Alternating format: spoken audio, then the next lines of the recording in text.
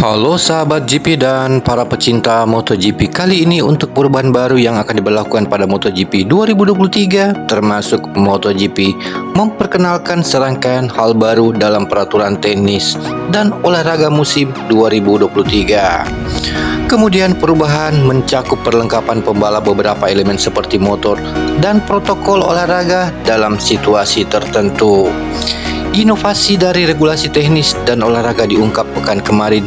Ini semua adalah hal baru yang diberlakukan untuk musim depan. Namun sebelumnya kami sangat berterima kasih jika Anda mensubscribe channel ini agar kami bisa terus memberi informasi tentang perkembangan MotoGP.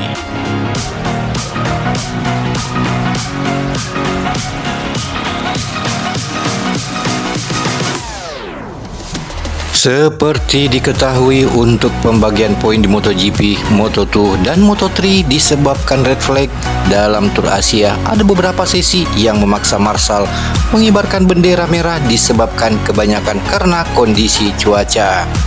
Jika insiden ini terjadi pada kategori menengah sehingga menimbulkan perubahan dalam program balapan minggu, berkaca dari pengalaman ini maka timbul kriteria baru terkait pembagian poin.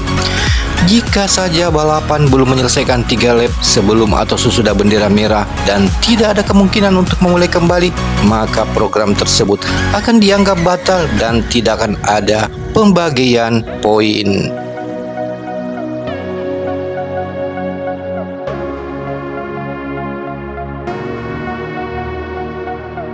Selanjutnya, jika batas 3 lap terlampaui tetapi tidak mencapai 50% dari total jarak balapan, hanya setengah poin yang akan diberikan.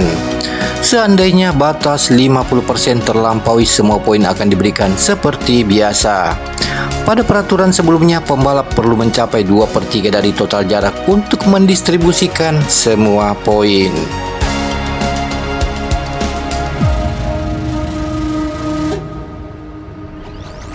Sementara itu, jumlah penggunaan bahan bakar untuk di sprint race MotoGP, di mana sprint race bakal berlangsung Sabtu sore mulai 2023. Balapan ini ditandai dengan sejumlah lap, distribusi setengah jumlah poin, dan memuat bahan bakar setengahnya. Ini tidak tepat 50% dari beban normal untuk lomba yang panjang, karena kapasitas tangki hanya diset berkisar 22 liter, sementara balapan jarak pendek maksimum yaitu 12 liter. Kemudian peraturan menunjukkan bahwa tim dari kategori primer akan dapat membangun deposit khusus dengan kapasitas yang lebih kecil untuk balapan singkat ini. Meskipun itu bukan keharusan, mereka yang mau saja dapat terus menggunakan deposit biasa.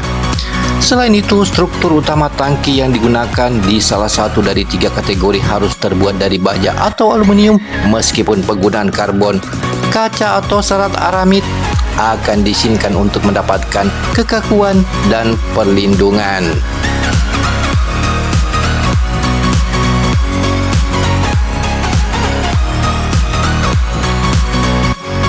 Sekarang kita berlanjut di perlengkapan sebagai penunjang aerodinamika lebih tinggi dan penyangga baru untuk cakram rem, di mana perlengkapan aerodinamika yang dipasang pada motor MotoGP di bagian bawah rangka dikaitkan dengan swing ram harus berjarak 35 mm dari tanah dan lebih tinggi 15 mm pada peraturan sebelumnya.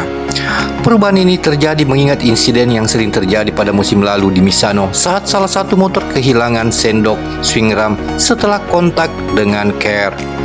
Bersamaan dengan itu juga telah disetujui oleh semua kategori bahwa penyangga cakram rem hanya boleh dibuat dari magnesium pada panduan aluminium.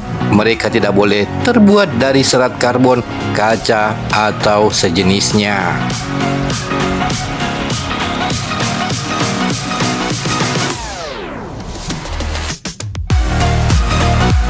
Selanjutnya, homologasi untuk baju balap dan helm, di mana perlengkapan yang dikenakan pembalap telah bertransformasi selama bertahun-tahun. Contoh yang bagus adalah kantong udara yang ada pada awalnya hanya digunakan di kelas utama tetapi akhirnya diwajibkan untuk kategori lainnya. Selanjutnya untuk 2023, komisi memperbaharui daftar persetujuan untuk helm. Dengan cara ini, hanya helm dengan homologasi FIM, FRHV 01 dan FRHV 02 yang bisa digunakan. Namun pada tahun 2026, peraturannya akan menjadi lebih ketat dan hanya helm yang berada di kelompok kedua, yakni FRHV 02 yang boleh digunakan. Kemudian baju balap harus dilengkapi dengan sistem penutupan baru yang dinamai pengikat positif. Perubahan muncul dipicu insiden kostum pembalap yakni Fabio Quartararo terbuka di Grand Prix Catalunya pada 2021 dan di GP Aragon 2022.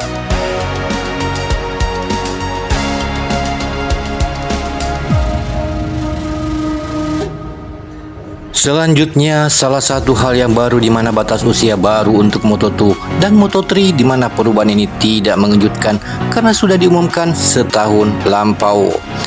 Pada 2022 diperkenalkan di beberapa kategori FIM, semua pembalap ingin berlaga di kejuaraan dunia tersebut harus berada di usia yang matang.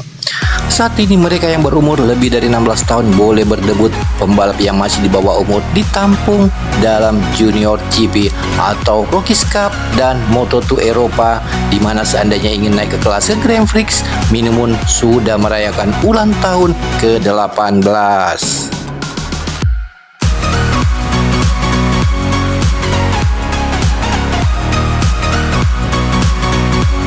Seperti diketahui, inovasi dan regulasi teknis dan olahraga diungkap pada pekan kemarin. Komisi Grand Prix yang terdiri dari CEO Dorna, Direktur Olahraga FIM, Presiden IRTA, dan Sekretaris Jenderal MSMA yang menyepakati hal itu. Dalam pertemuan itu hadir juga Presiden FIM, Direktur Olahraga Dorna, IRTA, dan Direktur Teknologi MotoGP.